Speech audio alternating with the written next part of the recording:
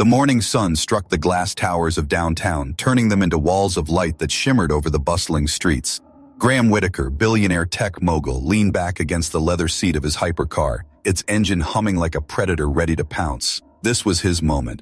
He was on his way to a boardroom full of investors, men and women who would either fuel his company's next leap or choke it.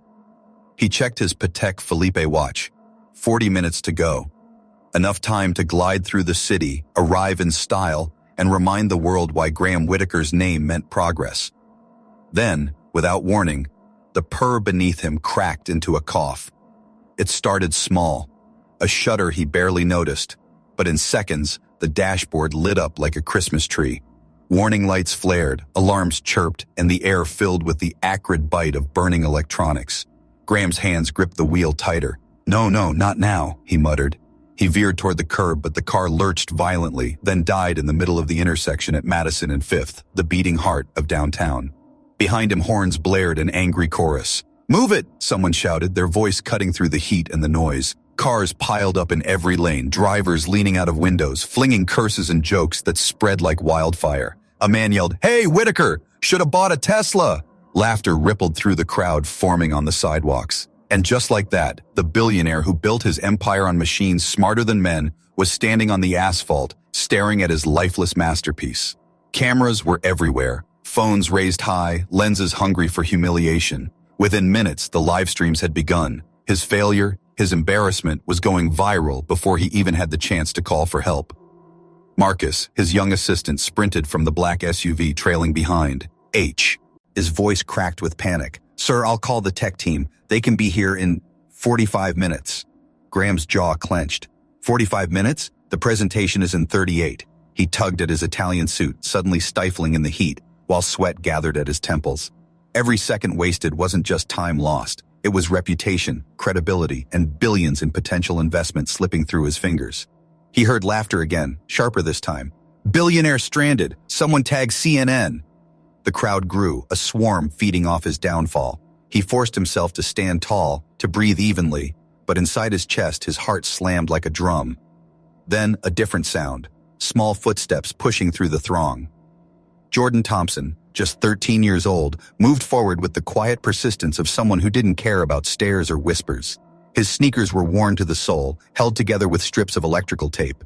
His oversized Bulls jersey swallowed his thin frame, and his bike leaned broken against a lamppost, chain dangling uselessly. He should have looked invisible among the suits and the phones, but his eyes, sharp, steady, unflinching, cut through the chaos like a scalpel. He didn't hesitate. He stepped right up to the smoking hood, where Marcus hovered helplessly. The boy's gaze flicked over the engine compartment, his lips pressed into a line, his fingers twitching as if they longed to reach in. And then, in a voice quiet but filled with absolute certainty, he said words that froze the crowd. "I can fix it." The laughter that followed was instant, cruel, and loud. Someone jeered, "What's he gonna do, draw it back to life with crayons?" Another voice chimed in, "Kid thinks he's a mechanic." But Jordan didn't flinch. He didn't look at them. His eyes were locked on the billionaire, waiting for permission. For the first time in his life, Graham Whitaker, the man who always controlled the world around him, found himself without answers. Cameras zoomed in, investors surely watching the live streams already. Everything balanced on a single choice, to dismiss the boy or to believe him. And in that tense moment, the billionaire and the boy faced each other in the middle of Madison and 5th, with the city holding its breath to see what would happen next. The crowd pressed closer, a restless tide of curiosity and mockery, their phones raised high like glowing torches. Every second felt heavier than the last. Graham Whitaker stood beside his dead hypercar, his jaw tight, his tailored suit clinging uncomfortably under the sun. For once, he had no command, no solution, nothing but the humiliating reality of a machine he couldn't control. And then, that boy, Jordan Thompson, didn't move like a child begging for attention. He didn't flinch under the laughter or the sneers. His hands were already working in the air, mimicking the parts he saw under the open hood. His gaze was laser-focused, his lips moving in a whisper only he could hear. It was the kind of look Graham had only seen in engineers who lived for the problem, who could forget the world when confronted with something broken. "I said," Jordan repeated, louder this time, his voice steady, "I can fix it." "Security," Graham muttered to Marcus, his assistant, who was already moving toward the boy. But Jordan didn't back away. He leaned closer to the engine, inhaling the acrid smoke like a doctor listening for a patient's pulse. "It's your thermal management system," he said quickly. "Battery cooling loops blocked, overheated, triggered the failsafe, but the relay burned out. That's why nothing's working now." Marcus froze mid-step, blinking in confusion. "What?" Jordan pointed without hesitation. "Right there, behind. The auxiliary battery, I can smell it. Fried relay's got a metallic edge, not like burning plastic, more like when you leave a coin on a hot stove." The crowd jeered louder. "The kid thinks he's Sherlock Holmes," someone shouted. Another voice barked out a laugh. "What next? He's gonna smell the gas tank too?"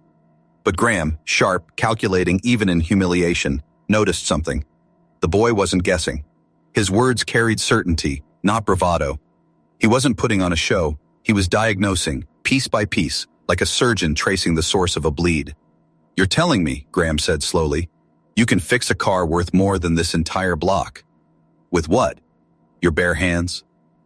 Jordan shook his head and reached into his pocket. Out came a battered multi-tool, edges worn, blade dulled from years of use. From the basket on his broken bike, he pulled a roll of electrical tape and a pen that had clearly been dismantled and rebuilt more than once. He straightened the pen clip with practiced precision, turning it into a makeshift bridge. "Not bare hands," he said calmly, "just enough to get you started again. But you'll need to replace the relay soon, 20 minutes, maybe less, before it goes bad again." The street had gone strangely quiet. People leaned in, no longer laughing but waiting. Graham's mind spun. This was absurd. Liability, risk, optics, every part of him screamed to shut it down. But another part, quieter and unfamiliar, whispered something else. A question he hadn't asked in years. What if he's right? "Marcus," Graham said softly, "step back." Marcus gaped. "Sir, this is insane. If he shorts something, if he fries the battery..." "The car's already dead," Graham cut him off. He gestured toward the open hood. "Go ahead, kid. Show me." Jordan didn't smile, didn't gloat. He slid his hands into the engine bay with a confidence that made the crowd hold its breath.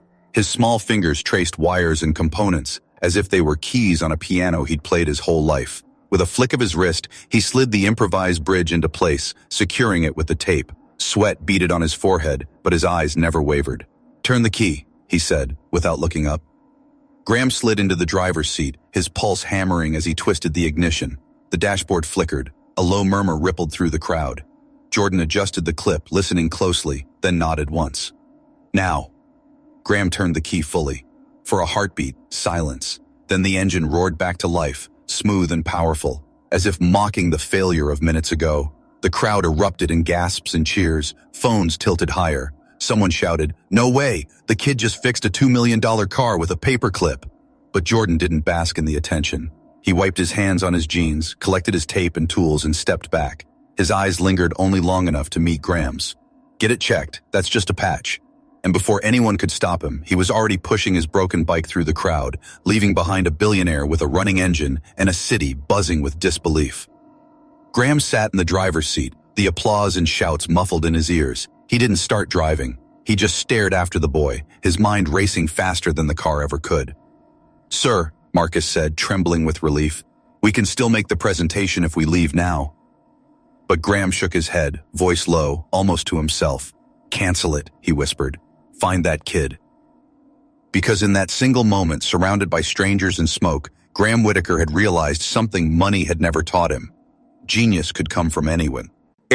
And it had just walked away in torn sneakers. By the time Graham's convoy rolled back into his glass-walled headquarters, the world had already decided his morning disaster wasn't just news. It was legend. The video spread like fire on dry grass, every angle, every second captured by strangers who had no idea they were holding the future in their hands. One clip showed the billionaire pacing with fury, his car dead in the middle of the intersection. Another zoomed in on the boy's duct-taped sneakers as he leaned into the engine. The moment the hypercar roared back to life, caught from at least a dozen phones, was looped, remixed, slowed down with triumphant music, turned into memes before Graham even made it upstairs to his office. By nightfall, 17 million people had watched a poor kid save a billionaire with nothing more than a paperclip. Inside the Whitaker Tower, investors were in uproar. Emails flooded his inbox. Was the breakdown staged? Was this some elaborate PR stunt? Was the boy real, or an actor planted to humanize the cold billionaire? Graham closed his laptop, silencing the noise, and leaned back in his chair. He replayed the clip on his phone one more time. Not the viral versions with flashing text and dramatic soundtracks, the raw video. He studied the boy's hands, steady and precise, the calm in his voice, the way he ignored the crowd and focused only on the machine. That wasn't luck, that wasn't performance, that was mastery. "Marcus," Graham said, his voice quieter than usual. "Find him." "Sir, do you have any idea how many people are combing through the internet right now? Reporters, influencers, half the city is trying to cash in on this boy's story. If we move, it'll look like exploitation." "Find him anyway," Graham's tone sharpened. "Not for the cameras, for me." Marcus hesitated. Do you think he was really that good?" Graham turned his phone toward him, pausing on the boy's eyes as he glanced up from the engine, focused, old beyond their years. "I think," Graham said, "I've seen engineers with 2 PhDs fold under less pressure." He didn't blink. Outside, the media frenzy had already reached Jordan's neighborhood. Journalists were knocking on doors in Washington Park, waving microphones at anyone who claimed to know the boy. Strangers snapped photos of kids on bikes, hoping one of them was the mechanic. But Jordan Thompson wasn't in the spotlight. He was in his grandmother's tiny apartment, sitting at the kitchen table, quietly sketching. The hum of the refrigerator filled the silence as his pencil scratched over the pages of a worn notebook. "You're supposed to be in bed," Loretta Thompson said from her armchair, her silver hair wrapped in a patterned scarf. She'd been watching the news, shaking her head at the circus playing out just blocks from their building.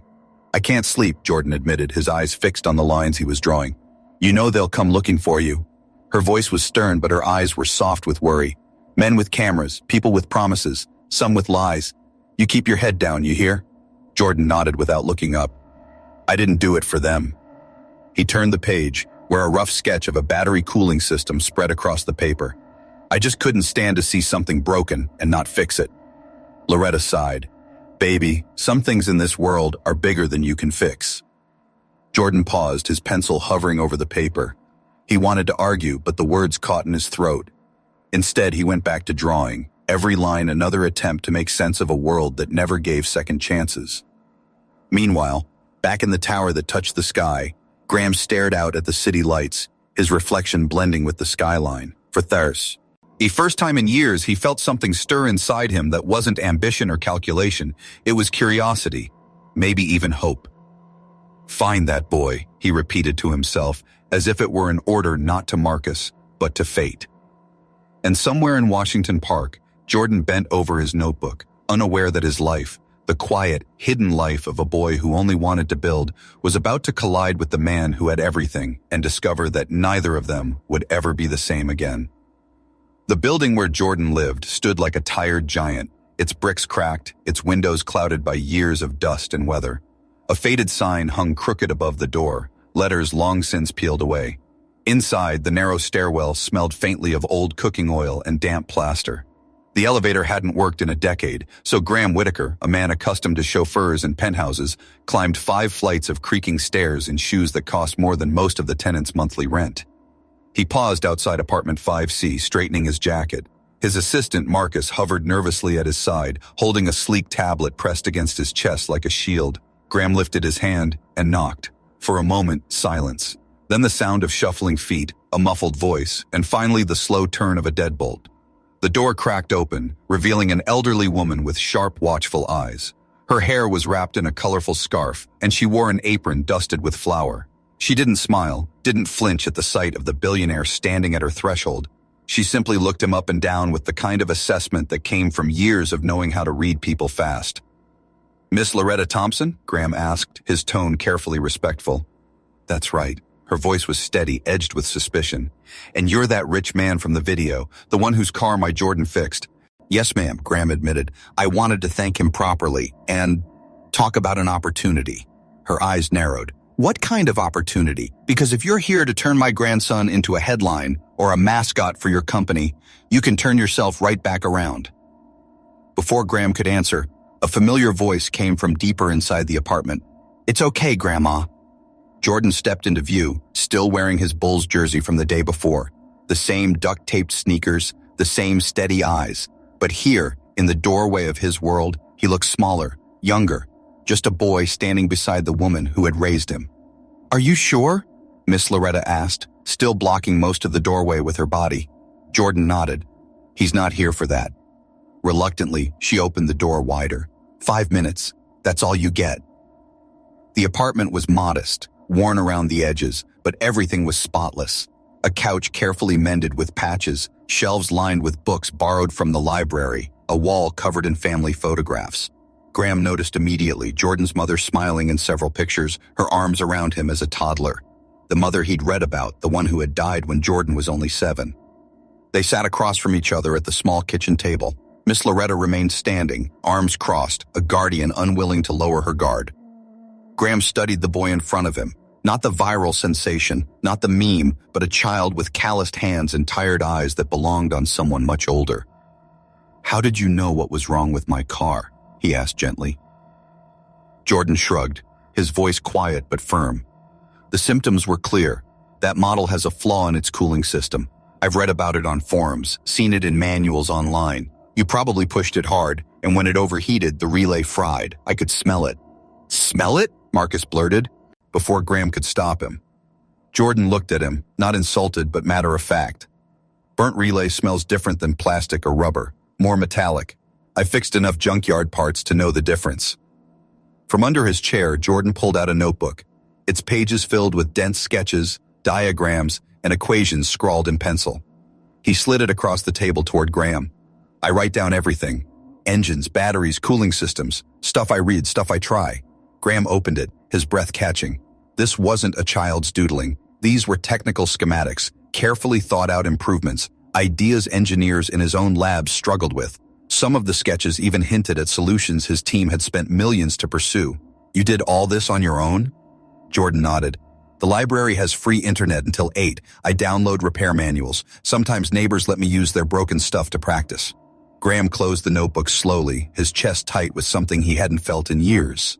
"Aw, you have a gift," he said quietly. "One that deserves more than scraps and borrowed tools." Miss Loretta's voice cut in, sharp as a blade. "We don't take charity." "It's not charity," Graham replied quickly, leaning forward. "It's an investment. Jordan, I want you to come to my company. 1 week. I'll give you access to our lab, our tools, our engineers. If you can build something that impresses my team, I'll fund a workshop for you. Your own space, your own tools, no strings attached." Jordan's eyes flickered, the faintest spark lighting in them, but he didn't answer right away. Instead, he looked at his grandmother. They held each other's gaze for a long moment, the silent language of two people who had survived together. 1 week, Miss Loretta said finally, her voice low and firm, "and I'll be there every day to check on him. If I see even anything I don't like, we're done." Graham nodded, relief washing over him. "Fair enough." He stood to leave, but before he reached the door, Jordan spoke. His voice was soft, but it carried weight. "If I do this, it's not because I want your money or your schools. It's because I want to build something that matters. That's all."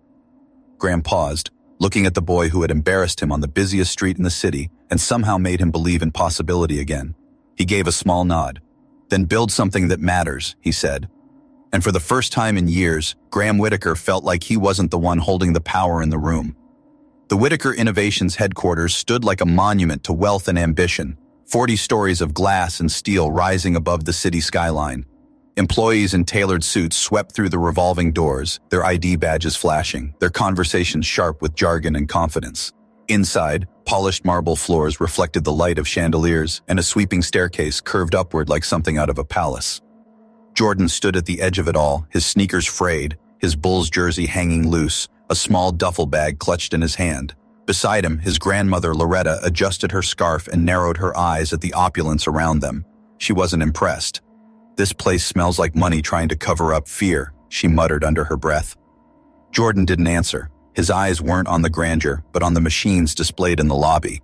A prototype drone suspended from the ceiling, a concept battery encased in glass, a disassembled hypercar engine mounted on a pedestal. He studied every detail as if memorizing them. Marcus appeared, brisk as ever, a tablet in one hand and a forced smile on his face. "Right this way," he said, clearly uncomfortable with Loretta's piercing gaze. He led them down a corridor lined with framed magazine covers of Graham Whitaker, the face of innovation, the man sees the future. At the end of the hall, heavy double doors slid open with a hiss. The company's main research lab stretched out before them, vast, gleaming, alive with the hum of machines and the chatter of engineers in white coats. Workstations glowed with CAD models and simulations. Shelves overflowed with components, wires, and half-built projects. As Jordan stepped inside, the noise died. Heads turned. Conversations stopped. The room fell into a thick silence broken only by the faint whir of a 3D printer. "Ladies and gentlemen," Marcus announced awkwardly, "this is Jordan Thompson. He'll be spending a week with us." A ripple of disbelief moved through the crowd. One of the engineers, a tall man with neatly combed hair and a designer watch, stepped forward. His badge read, Derek Harrison, Lead Systems Engineer. His smile was thin, sharp, and anything but kind. "This is the boy?" Derek asked, voice dripping with skepticism. "The internet's miracle mechanic?" He circled Jordan like a predator testing its prey. "Tell me, kid, what's your GPA? MIT? Stanford? Or are you self-taught from YouTube tutorials?" A few engineers chuckled, the sound harsh in the sterile room. Jordan didn't flinch. "I don't have a GPA," he said simply, "but I've fixed more broken engines than most people here have seen." Loretta's chin lifted in pride, but her eyes stayed on Derek, daring him to push further. Derek smirked and turned to Graham, who had just entered the lab, his presence commanding instant silence. "With all due respect, sir, we're running multi-million-dollar projects here. You can't just drop a child into the middle of it." "That's exactly what I'm doing," Graham replied, his voice cool. "If he fails, you'll have your answer. If he doesn't," he let the thought hang in the air. "Jordan, you'll start with a problem my engineers haven't been able to solve." He gestured to a workstation where a sleek battery system sat partially disassembled. Screens around it displayed error codes, thermal charts spiking into red. "This is our new thermal management system," Graham explained. "It overheats under stress. We've tried everything. Nothing works. If you can find a solution, you'll prove you belong here." Derek folded his arms, smug. "We've had entire teams on this for 6 months. Jordan stepped closer, his duffel bag sliding off his shoulder. He pulled out his battered notebook, flipping through pages filled with scribbles and sketches until he found one that resembled the system in front of him. His pencil tapped the page as his eyes scanned the real thing. 6 months, he murmured, almost to himself. Maybe that's the problem. Too many people, too many ideas tangled together. He crouched, peering into the casing, his small fingers brushing the edges of the cooling loop. He sniffed once, frowned, then scribbled something quickly in his notebook. Behind him, Derek smirked. "What's the matter, kid? Smells like failure?" Jordan didn't look up. "Smells like someone designed this to look impressive instead of work." The room went still. Even Graham blinked, caught off guard. He glanced at Derek, whose face flushed hot with anger. "Watch your mouth, boy," Derek snapped. "You think you're smarter than the men in this room?" Jordan finally looked up, his eyes calm, unshaken. "I don't think I'm smarter. I just think machines don't lie. People do." The words hung heavy in the air, bold and raw. Loretta's lips curved into the faintest smile, though her eyes never left her grandson. Graham exhaled slowly, feeling something stir inside him again. That same sense he'd felt on Madison and Fifth. This boy wasn't intimidated by power, by money, or by rooms full of credentials. He was only interested in the truth of a broken Mac. "Heen, give him space," Graham ordered. "Let's see what he can do." And as Jordan rolled up his sleeves and began pulling apart the system with nothing but his multi-tool and his notebook, every eye in the lab watched, torn between disbelief and a dawning fear. What if the boy actually succeeded? The lab hummed with quiet tension, every engineer pretending to work while stealing glances at the boy hunched over the thermal system. Jordan's duffel bag sat at his feet, the worn fabric sagging with the weight of scavenged tools. His battered notebook lay open, pencil smudges spreading across the page as he sketched out a cooling loop redesign in rapid strokes. Loretta sat in a corner chair, hands folded, eyes sharp. She hadn't said a word since they arrived, but her silence spoke louder than any warning. It told the room, "Don't you dare underestimate him." For hours, Jordan dismantled and rebuilt. He didn't ask for help, didn't look up, didn't respond to the engineer's whispers. He worked the way some kids lost themselves in video games, completely consumed, his world reduced to wires, circuits, and the sound of his own breathing. By late afternoon, Derek Harrison's patience had snapped. He stalked over to Graham, who was observing from behind the glass. "Sir, this is a circus. He's not qualified to be in here. He's slowing us down, wasting resources." "Resources?" Graham cut him off. His eyes never left Jordan.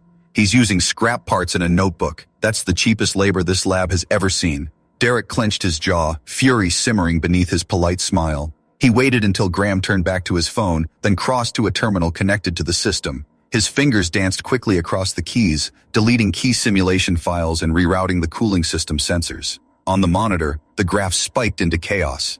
Jordan froze as the system buzzed, error codes flashing red. He frowned, scanning the components, then looked up at the screen. Something didn't make sense. Strange, he muttered. He tightened one valve, then another. No change. He checked the wiring, every connection solid. The problem wasn't in the hardware, it was in the data. Behind him, Derek smirked. Problem genius? Jordan's brows knit together. He remembered what his grandmother always said when a puzzle seemed impossible. If the story doesn't make sense, someone's telling it wrong. He sat back, eyes narrowing at the monitors. These numbers aren't real. Derek chuckled. Excuse me? Jordan flipped through his notebook, comparing his notes to the readouts. The sensors say it's overheating, but it isn't. The temperature here, he tapped the side of the casing with his fingers, then held his palm against it, is stable. It's warm but not spiking. Someone's feeding the system lies. The room went silent. Every engineer looked from the boy to Derek, suspicion dawning. Jordan ignored them, focused again on the machine. If I can't trust the data, I'll trust the hardware. He disconnected the corrupted feed entirely, rewired the loop to a direct bypass, and reattached the makeshift bridge he'd built earlier. The system hummed, steady and strong. The error codes vanished. Maya, one of the junior engineers who'd been watching quietly, gasped. He just stabilized it, without the sensors. Jordan scribbled in his notebook furiously, muttering under his breath. Cascade discharge across cells, reroute through passive cooling, no reliance on faulty data. Finally, he looked up, his eyes gleaming. You don't need a complicated system. You need a simple one that can't be faked. You're over-engineering the solution. That's why it fails. The words landed like a hammer. Graham stepped into the lab, his shoes showing on the tile. He stopped at Jordan's workstation, staring at the now stable system. Are you telling me, with no sensors, no million-dollar redesign, you've solved the overheating issue? Jordan shrugged, almost shy. Not solved, patched. But it's a better direction than what you had. Derek's face flushed crimson. This is absurd. He doesn't understand the scale of what we're building. But Graham's eyes weren't on Derek. They were on the boy with the duct-taped sneakers and the notebook full of answers. For the first time in years, he felt the electric spark of discovery. Not in a boardroom, not in a lab led by men with titles, but in a child who refused to believe machines could lie. Loretta finally spoke, her voice calm but commanding. My grandson doesn't need your approval. He just needs the truth. And the truth is sitting right in front of you. The lab buzzed with murmurs. Engineers exchanged looks. Some awed, some resentful, some fearful. Because deep down, they all knew it. The boy had done what months of work and millions of dollars couldn't. Graham's voice was quiet, but it cut through the noise. Prepare a prototype using his design. We'll test it tomorrow.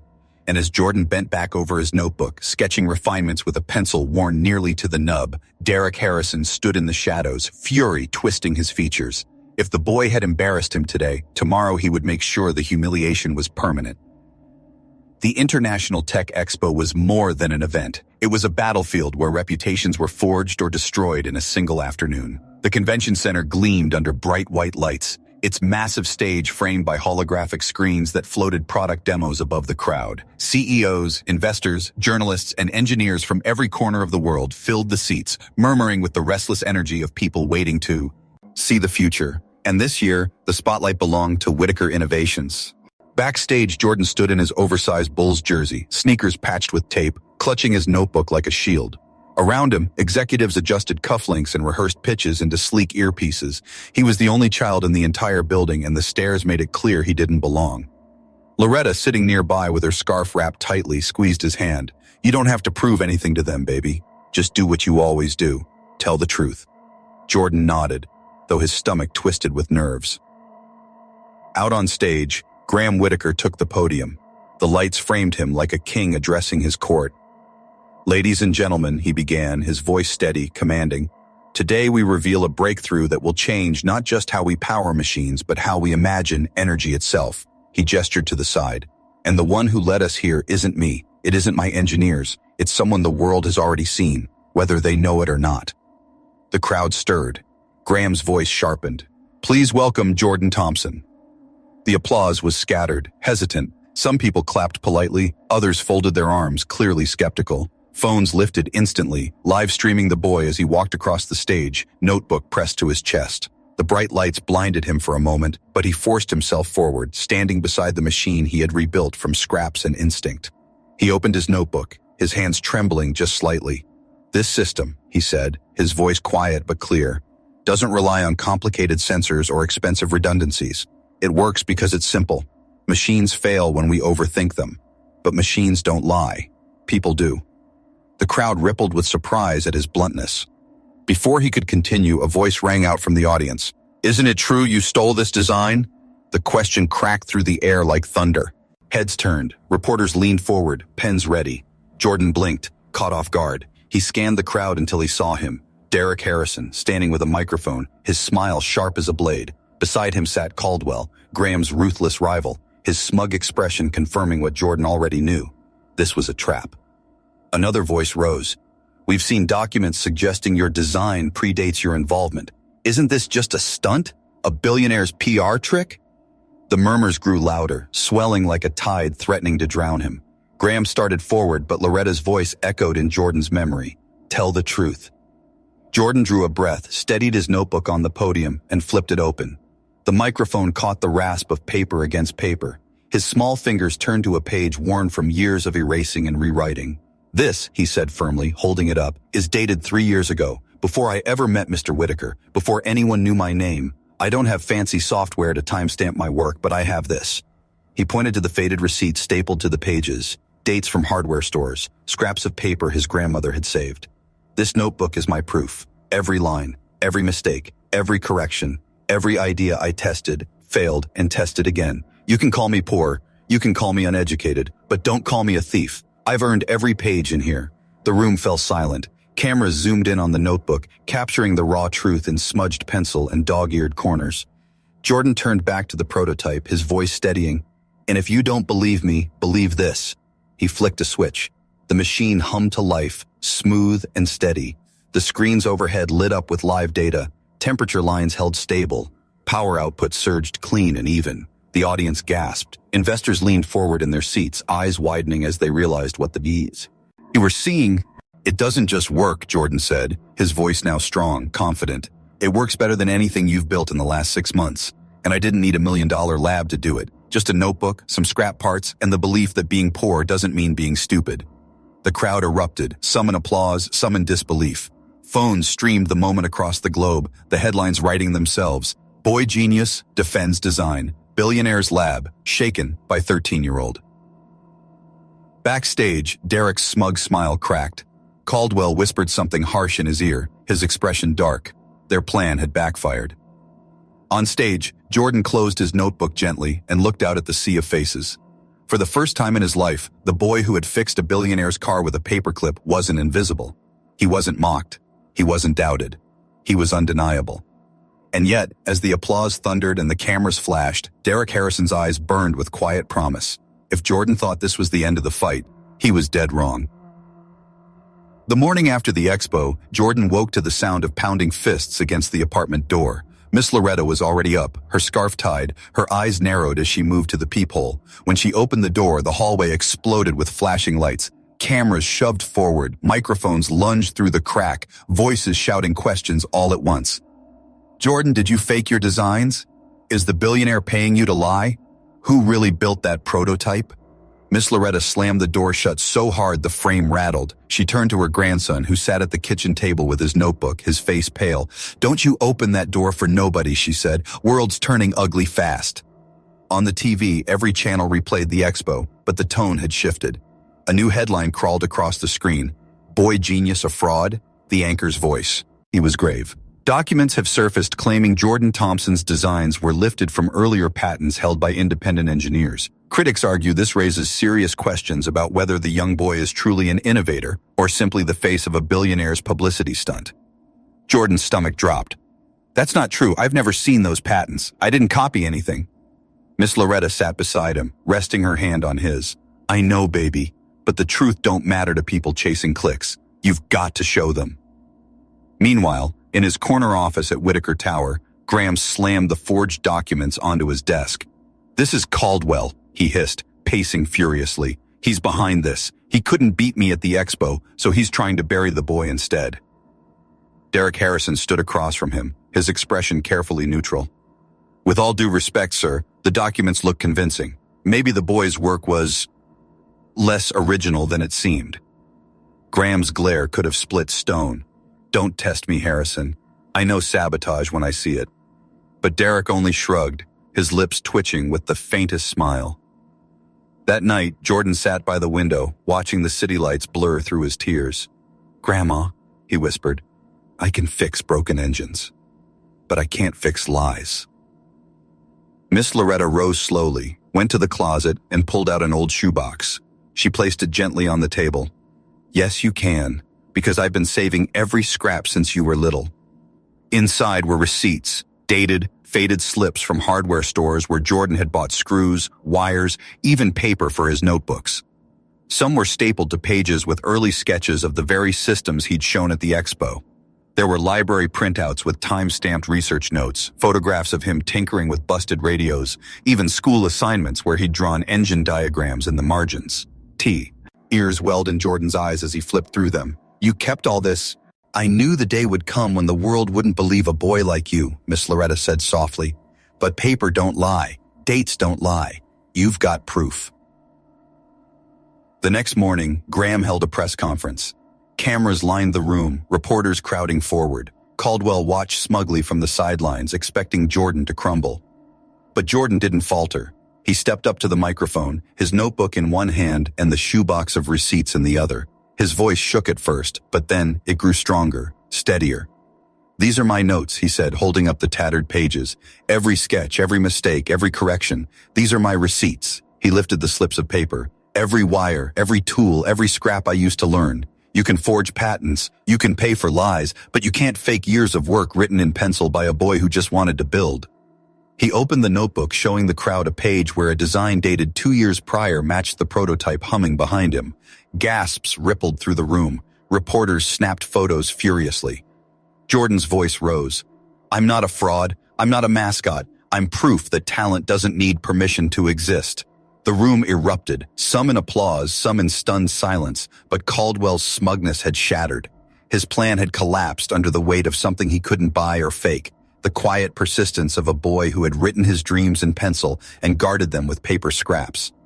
And though the smear campaign wasn't finished, though more battles were coming, Jordan had survived the first fire. The world was watching, and this time, it was watching with something he'd never felt before: respect. The storm of accusations hadn't fully cleared, but something had shifted. People weren't just talking about whether Jordan was a fraud anymore. They were talking about what came next. For the first time, Jordan wasn't just defending himself. He was deciding what to build with the attention he never asked for. Graham met him in the lab late one evening. The boy was hunched over his notebook, scribbling equations and sketches by the glow of a single desk lamp. His Bulls jersey hung loose on his shoulders, and his fingers were smudged with pencil and grease. Graham placed a sleek folder on the workbench. Inside was an offer: resources, patents, legal rights, a path that could make Jordan rich beyond imagination. All yours, Graham said. A private lab, the best tutors, a seat at every table in the industry. You've earned this.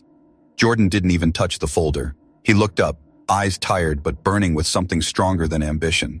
I don't want a seat at their table, he said. I want to build a new table. Graham frowned. What do you mean? Jordan pushed the notebook toward him. Inside were sketches, not of hypercars or engines, but of a small workshop. A cracked building turned into a space filled with tools, benches, and kids learning to build with their own hands. The margins were filled with names: kids from his block, kids who fixed bikes, kids who'd been told they'd never make it. I don't want to be the only one, Jordan said softly. I don't want to be the exception. I want kids like me to know they don't have to wait for luck or for someone rich to notice them.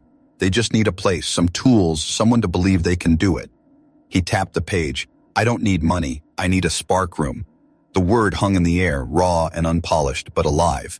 Graham leaned back, stunned. You want me to fund a community garage? A school, Jordan corrected.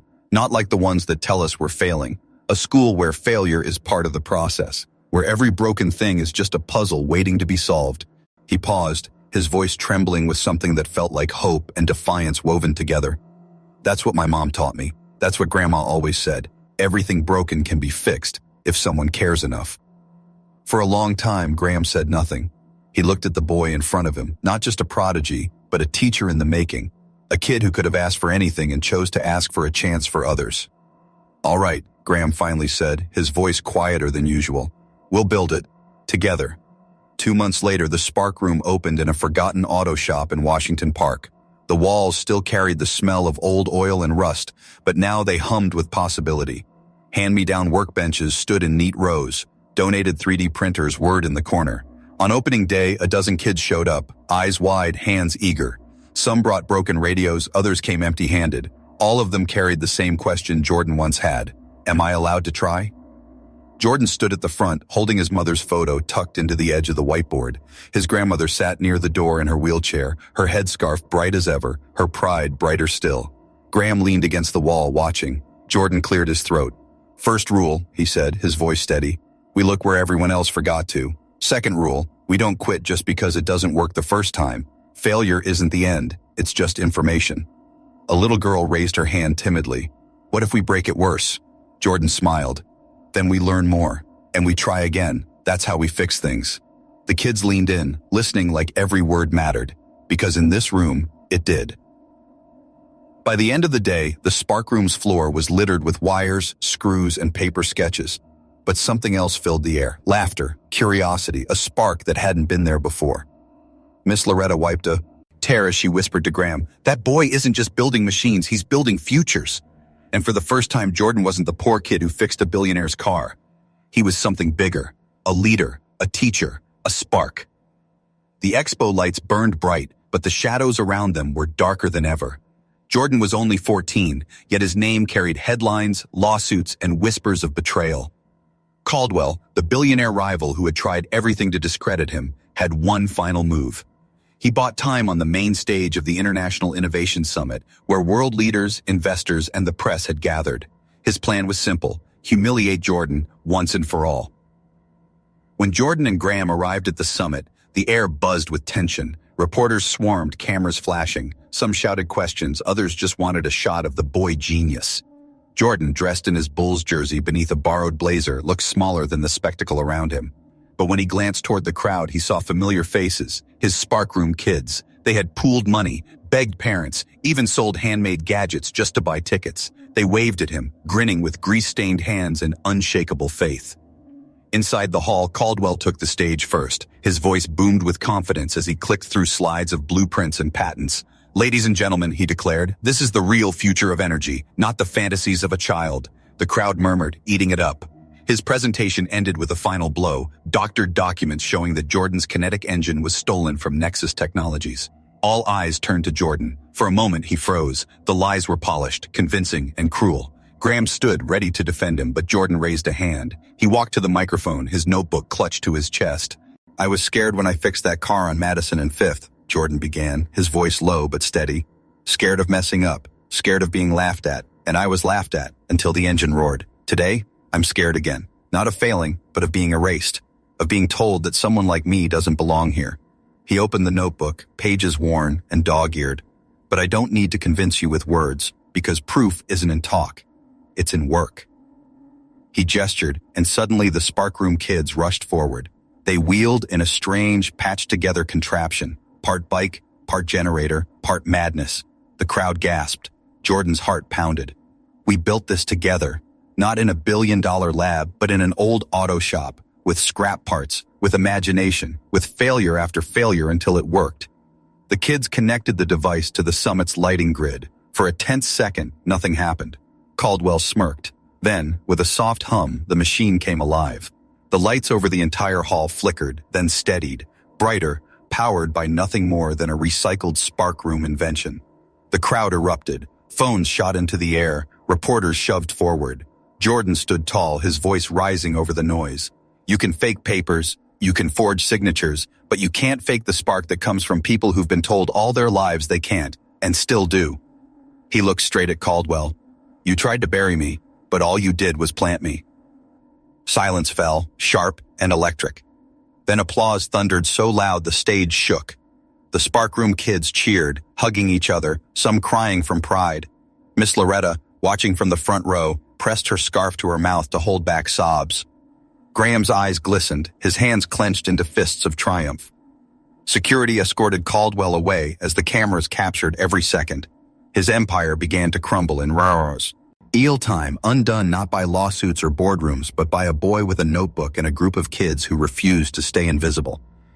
That night, as the headlines spread, "Poor kid powers the summit, boy genius vindicated," Jordan returned to the spark room. He took off his blazer, sat cross-legged on the oil-stained floor, and sketched by lamplight while the kids worked around him.